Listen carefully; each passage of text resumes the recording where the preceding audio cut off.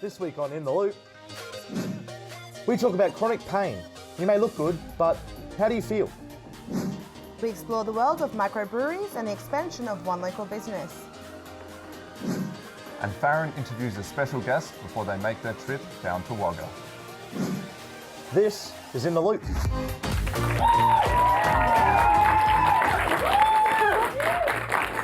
Greetings, salutations, and welcome to In the Loop, bringing you news from around the globe and social media. I'm your host, Nathan Keevan, and as always, joining us tonight is the beautiful Alex Leon. And the handsome man himself, Devin Ordeer. But of course, we mustn't forget our very special guest panellist tonight. We are joined by the exceptionally talented Kate Bannigan. Now, guys, how are we feeling this week? Big show tonight. Yeah, great. Yeah, We've got a lot good. going on. Yeah. Well, Jeff, sounds pretty busy. All right, now we've got a lot to cover this week, so a lot more than our last episode. So we'll get the ball rolling straight away. First up, making news this week, on Sunday, Chinese scientists began operation on the world's largest radio telescope, embarking upon a journey which officials say will help humanity to search for alien life. Built at a cost of $180 million, the 500-metre Aperture Spherical Radio Telescope, or FAST for short, is situated in the mountainous region of Guizhou. The reflector dwarfs all other radio telescopes worldwide in comparison, with a reflection surface area equal to approximately 30 football fields. Before we get much further into this story, let's explain how a radio telescope works. Unlike a conventional optical telescope, which relies on the capture of light to display an image, such as this one on your screen, a radio telescope captures radio waves from space by means of a parabolic dish that reflects and focuses the waves to central radio receivers. These signals are then amplified and sent to a computer memory disk to be interpreted and analysed by astronomers. Just as most objects in space can reflect or emit light, these same objects also emit radio waves, which can also be interpreted to visualise and study extraterrestrial bodies. By their nature, these telescopes can also be used in the broadcast of video and audio. Probably the most famous example of this type of transmission came through the Parkes Radio Telescope here in Australia back in 1969, as the dish was used to capture the live broadcast footage of the Apollo 11 moon landing, bringing it to the TV sets of millions of viewers this immortal clip. It's one small step for man, one giant leap for mankind. Oh, that looks beautiful. In comparison to the dish, however, China's new telescope dwarfs ours by a factor of almost 8 to 1. At just 64 metres across, the Parkes Radio Telescope fades to merely a blip in comparison to the FAST. China hopes that this new ambitious program will help revitalise its multi-billion-dollar space program, with future goals including a permanent orbiting space station by the year 2020, and eventually further manned missions to the moon. Guys, is it just me, or is this sounding a bit like Star Wars? Okay, this is incredible. This is incredible stuff. Extraterrestrial life is obviously something that we've been looking into for quite some time. Is it necessary though? What do we think, guys? I think it's a really interesting scientific feat. Like, as much as we can put money into things going on Earth, sometimes you have to take a risk. Make Why some not? expansion. Yeah. Because we're so small. We're so small. There's so much out there. Like when you look at the Milky Way and stuff, like tiny little. I can't even explain it. Denver, what do you think? I can see the intrigue, but by the same token, I can also understand how putting multi-billion dollars into your space program can kind of seem a bit fleeting when you have a massive poverty issue in China and also in other places around the world. It's something to think about as well. It's a very good point that maybe we need to start focusing on ourselves before we look elsewhere. Obviously, it's something that we'll look into a bit later on in the future, but for now, let's focus on ourselves. Our next story tonight comes from Melbourne, where a nail artist has been using snakeskin, butterfly wings, and even dead scorpions to make quite a stir. Now, Alex, you have all the details for us. I do. So, owner of the Deadly Nail Salon, Nicole Casti, has for a while now utilised anything from sprinkles to marijuana in customers' nails and has gathered considerable support for her work, posting pictures of the salon's various creations onto social media.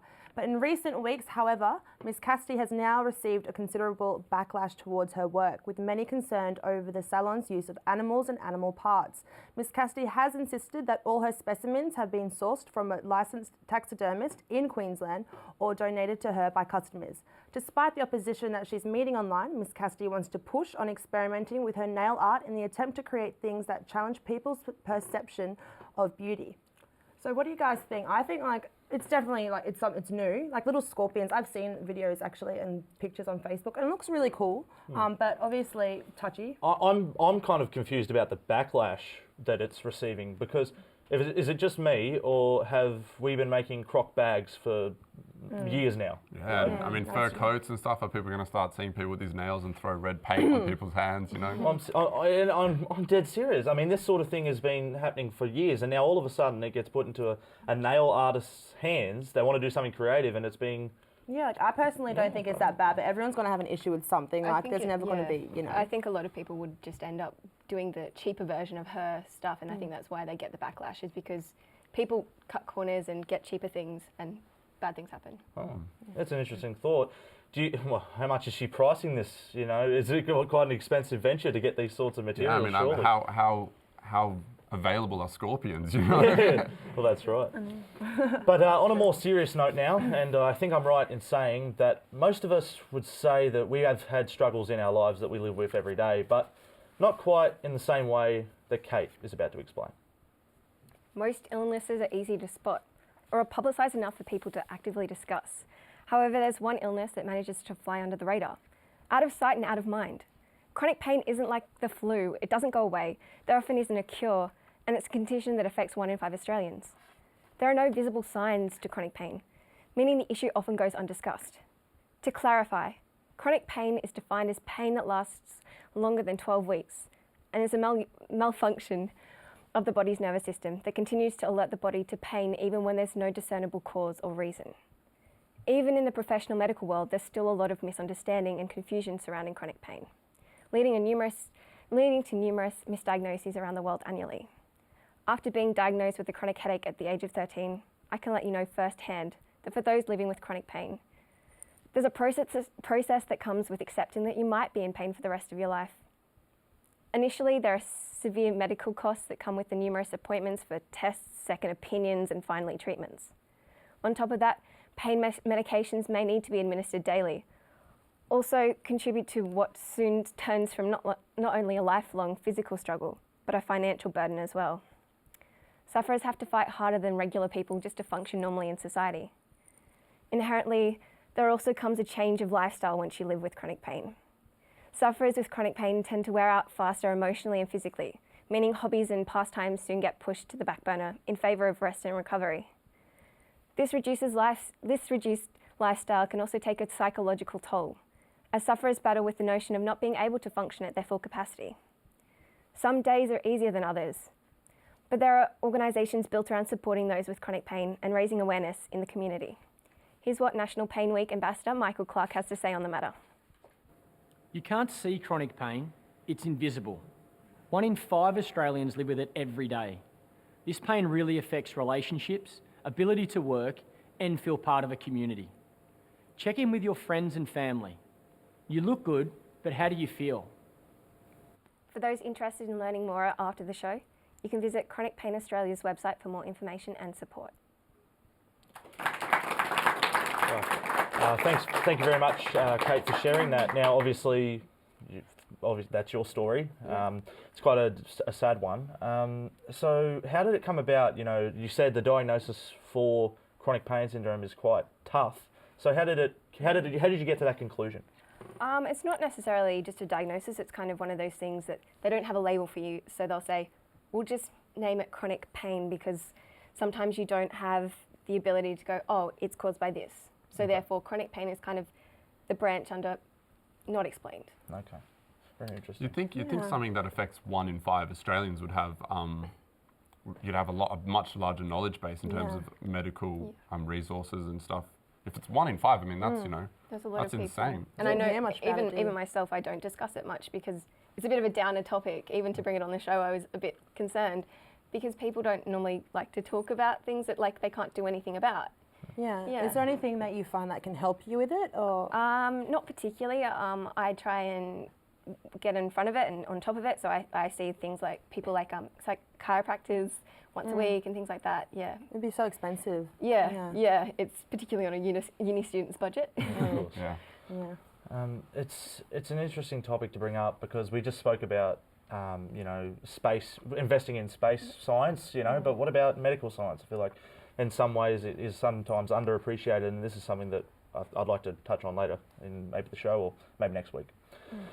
It's a lot to think about though, isn't it? Going into our first break, I mean, that telescope is an amazing feat of science, but on the other hand, looking at chronic pain and the limits of science there, it's a very different world that some people live in. The juxtaposition of being able to explore the cosmos and then having to explain to a 13-year-old girl that, hey, you might just have a headache for the rest of your life. So yeah, it's quite a disturbing situation. Coming up after the break, we'll show you what's trending and why Wagga's Thirsty Crow is so important to the future of beer production in Australia. See you soon.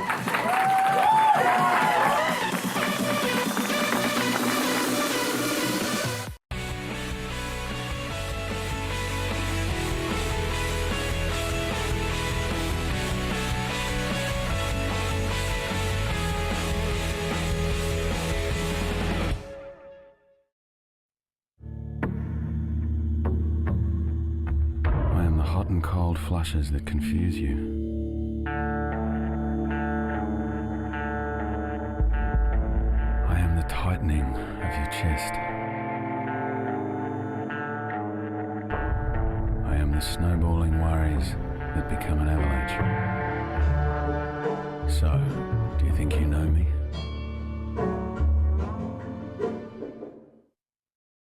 Meet the Freemans. Mum loves comedy. Jen loves reality. Oh my god. Dougie loves drama. Which is why they all love Freeview. It gives them more choice of the best TV, absolutely free. And Dad likes to be in control with catch-up TV on Freeview Plus. Just pick a channel, will you? So, are you keeping up with the Freemans? Find out at freeviewplus.com.au or your local TV retailer.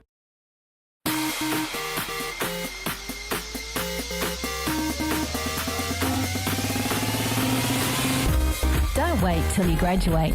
At CSU, you're not just learning it, you're living it.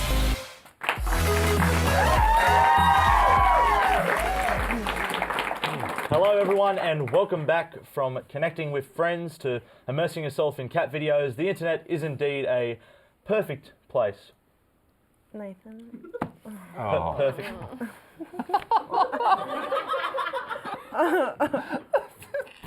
Yeah, just host the show, they said. Last week we looked at marriage equality and Skittles, but this week the topics are a little bit lighter. And first up, we have Tom Hanks' latest public display of kindness.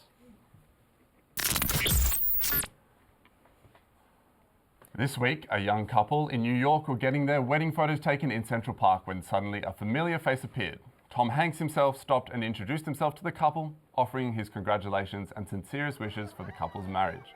Hanks posed for a few photos and after grabbing a selfie for himself, went on his merry way, leaving the happy couple to continue their celebrations. Next up, we have a little more science for you. Elon Musk, the mastermind and founder of both Tesla and SpaceX, has made an exciting announcement regarding the future of manned spaceflights. As CEO of SpaceX, Musk revealed on Tuesday the interplanetary transport system, SpaceX's latest machine designed to incorporate the most powerful rocket ever built into an interplanetary vehicle capable of carrying at least 100 people to Mars in a single trip. If all goes according to Musk's plan, the reusable ITS will enable humans to establish a self-sustaining colony of 1 million individuals on the red planet within the next 50 to 100 years. When fully assembled on the launch pad, the ITS will stand at 122 meters tall, making it the world's largest spaceflight system ever built, even taller than NASA's Saturn V rocket, used during the Apollo space program that sent man to the moon. To make the journey more attractive to the potential travelers, Musk has promised zero-G games, movies, and a restaurant on board to cater to the trip, that he claims could take as little as 80 days to complete.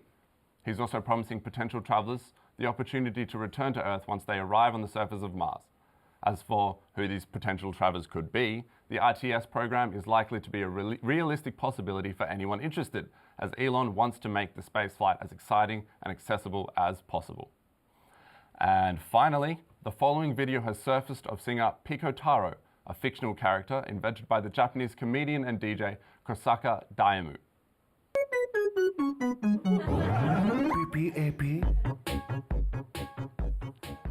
The character, who sports leopard print clothing and a pencil mustache, was first introduced into the comedian's live performance, but grew in popularity to the point that Kosaka developed him into a full character.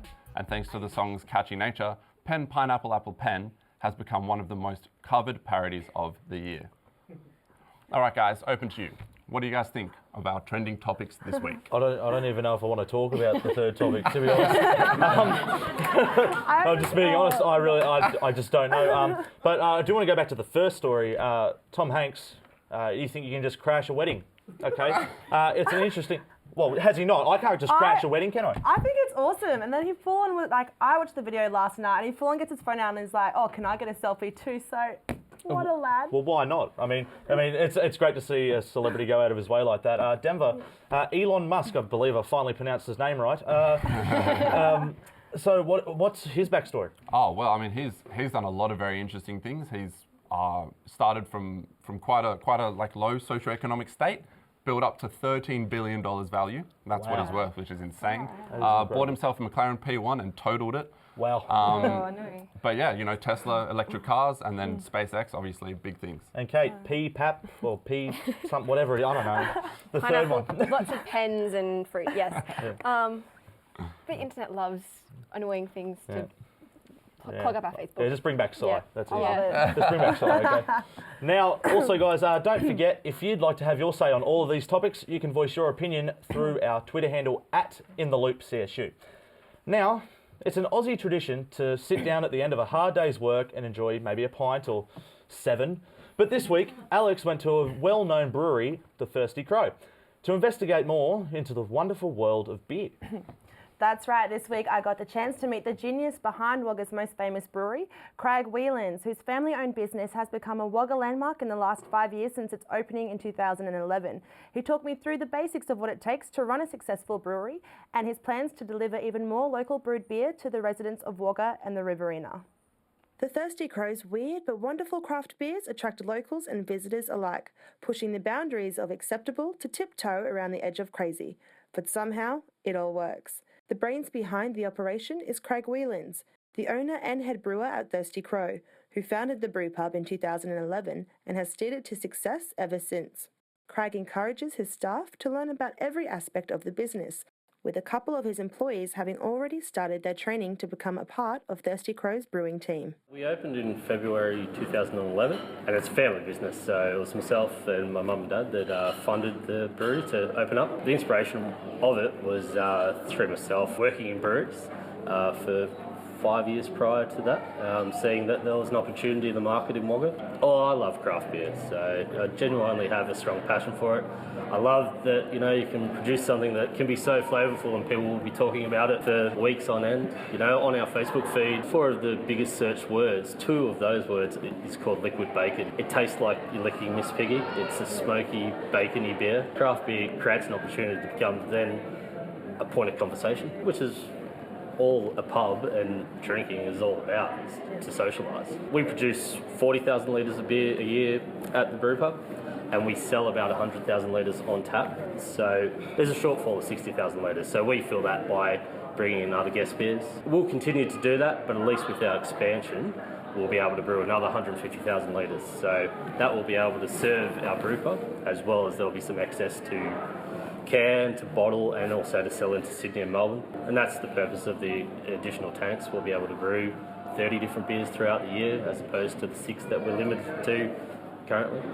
How we train bar people or anybody to become brewers, there's a mix between the science and the craft, and definitely the love of craft beer. So a starting point for us is there's a few recognised base level courses, so everyone can get on the same level. So that's the Cicerone course that's based in America that we get everyone to do. Then hands on deck, our lab pretty much consists of sensory work, so visual and sensory and tasting. So the more that you can do of that, which is a good part of the job, the more that you become experienced in regards to ingredients and processes.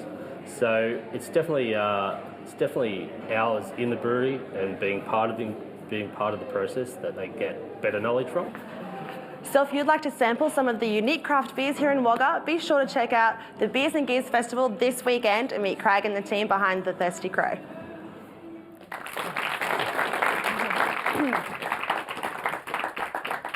Yeah, awesome guy, Craig. Thirsty Crow, come on, if you live in Wagga, you're a uni student, you've been there, am I right? Only once or twice. I can't say I've been there too often. Yes, no, I've ventured to the Thirsty Crow many times. Great beers, you've got your pale ales, your stouts, very many different types of beers, and also great meal selection, pizzas. Their pizzas they have a pizza called Roast Lamb, and it's honestly like Sunday roast. It's a Sunday. Oh my god, have you guys had it? I have had the Sunday roast. It is nice. Amazing. Also, for those of you that don't enjoy beer so much, first of all, grow up.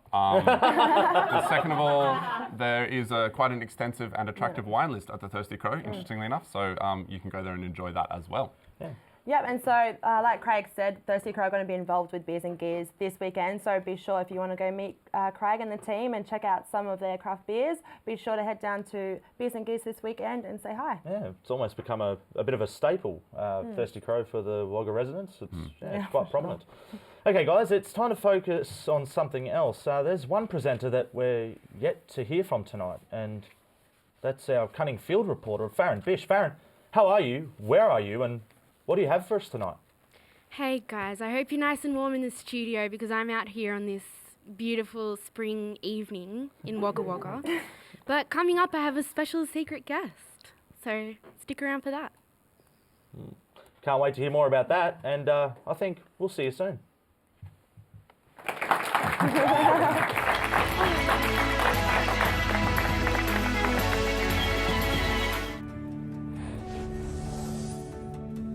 There's many different ways that you hear I have cancer, whether it's a friend, a family member, whether it's a work colleague, but eventually in our lives we will hear those words. I'm here, but I lost many people. I lost my mum and I lost my best friend's twin sister last year, and all her family are walking today.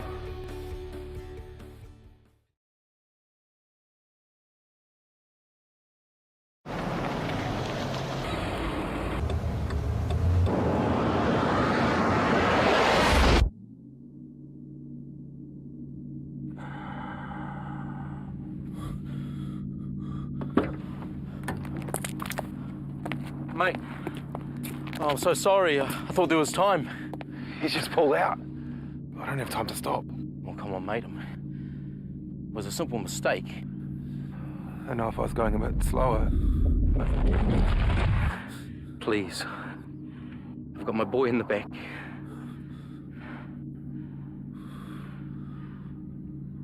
I'm going too fast.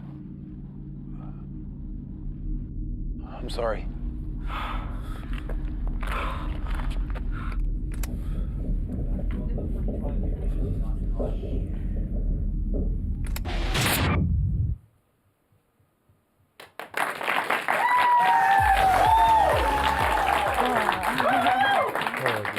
Hello again, everyone, and if you're just joining us or you'd like to see anything again from tonight's episode, you can go to our YouTube channel where we will be uploading a high quality copy of each of our episodes, so make sure you check that out. But now, before the break, Farron didn't want to tell us much about her adventures this week. Farron, I'm sure I'm right in saying that we're all dying to know who you got to talk to this week. Can you tell us more? This week I sat down to a nice cup of tea and a Skype chat with an old friend of mine about their upcoming trip to Wagga Wagga. Check it out.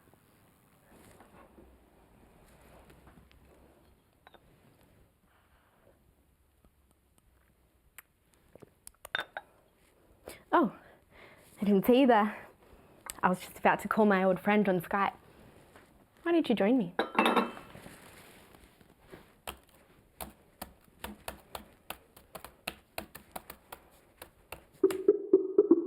Yeah, there you go. Hey, how you going?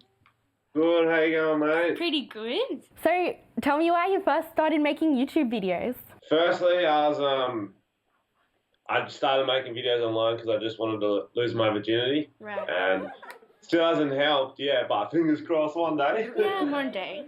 Well, maybe when you get to 200 or something, you'll lose your virginity. Who knows? Yeah, I'll keep trying. You never know. I've got an uncle who's pretty handsy, so who knows? Good luck. You've reached a few people with your videos. Did you ever expect to get that much attention? No. Of course, I used to be a teacher, and so I just started making these videos while I was teaching, and then they got a few views, and then I was as surprised as you. I didn't think they'd get so many views, but. Did any of your students see your videos? Yeah, that's why I had to quit teaching / I lost my teaching. They didn't really approve. Yeah, I got my teaching license suspended because it got to the point where all the students would have seen them and they're like, we're not doing work in class unless you watch the videos with us. I'm like, okay, get the views up, it's fine. So did any of the parents have complaints about your videos? Yeah, there was a few complaints.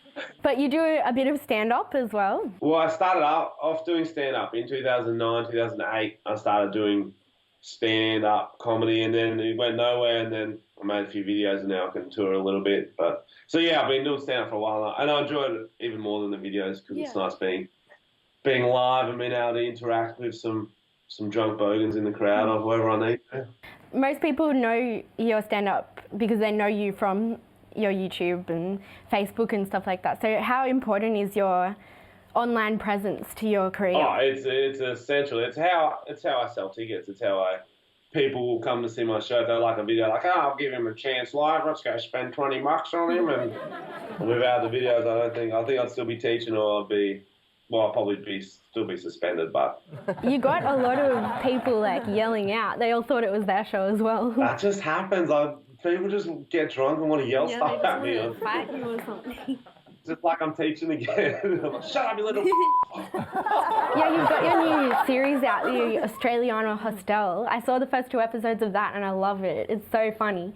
So you're working on that with Tom from the Roundabout crew? Yes. Yeah, that's I'm glad you enjoyed it. I'm with Tom and the other boys from Roundabout crew help out too, and we wrote a few episodes. We've got 100K to make these 3 Yeah, you got episodes. funding from Screen Australia. How did you go about doing that? I don't know. So my character in it is this guy who works in a hostel who's just trying to sleep with as many foreign girls as he can because Australian girls don't like him. Love you too much, Schnitzel. So that's nothing like me at all. No, I'm the opposite of that. It's acting, just acting for that one. So when are you actually coming to Wagga Wagga? I think, what date is it today? Like the 5th? Is that next week? 5th of October? Yeah, that's like next week. A Wednesday night's good. Wednesday nights are uni nights, so everyone's going to be out smashed off their faces. So it's going to be a great night. We'll all come see you. Where are you playing? The Civic Theatre? Yeah. You don't know? I think it's the Civic Theatre. Civic Theatre, yes. 8 o'clock, 7, I don't know. Next Wednesday. We'll put some details up on the screen here right now or something. Can you see all that stuff back there? Yeah, the Listerine and stuff. Shit. Don't even use that. I don't know why. I don't know. It gives the impression that you have good oral hygiene. I'll put that on my Tinder profile for Wagga. Use Listerine. Maybe they'll sponsor you after they watch this video. They do not want to be associated with me. Yeah, you got a bit of a dirty mouth. Oh, use Listerine for a dirty mouth. That's cool. That's a great slogan. I'm into mine for sure. $13 I'll do it for, $13.50 I reckon. Well, thanks so much for talking to me today. My pleasure, thank you for having me. And I'll come see you when you're here in Wagga. Awesome, I'll see you then. Bye. I don't know how to hang up. Isn't it nice catching up with old friends? You too can catch up with Frenchie at the Wagga Civic Theatre this Wednesday at 8 p.m. for less than the price of 2 goon sacks. 3 goon sacks.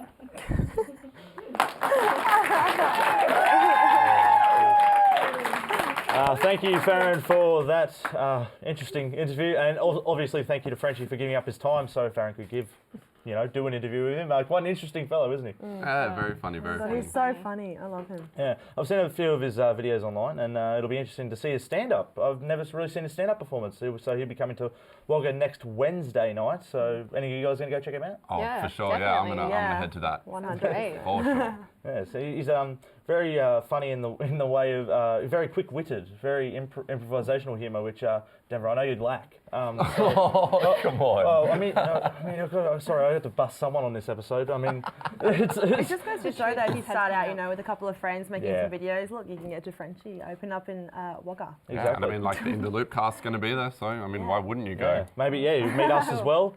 Not a good idea. No one really cares. But all right, guys.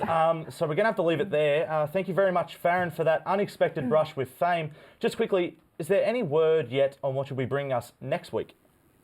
I love keeping secrets from you guys, so I'm not going to tell you. You'll just have to watch again next week. Oh, come on, Farron, don't do that to us. We'll catch you later, though. See you, Farron. And with that, our show is again coming to an end. As always, I'd love to thank our panellists for tonight, Alex Leon, Devon Nord, and Kate Bannigan. Oh, jeez. And I'd also like to thank our lovely studio audience. You guys are what makes this show so fun and really enjoyable for all of us here, so thank you. If you still haven't conformed to overwhelming peer pressure, remember to hit the like button on our Facebook page to keep up to date with all things In the Loop. And remember, if you guys have any comments for us, recommendations or stories that you'd like us to cover, you can tweet us at InTheLoopCSU. Well, until next week, you've been kept in the loop. Catch you then.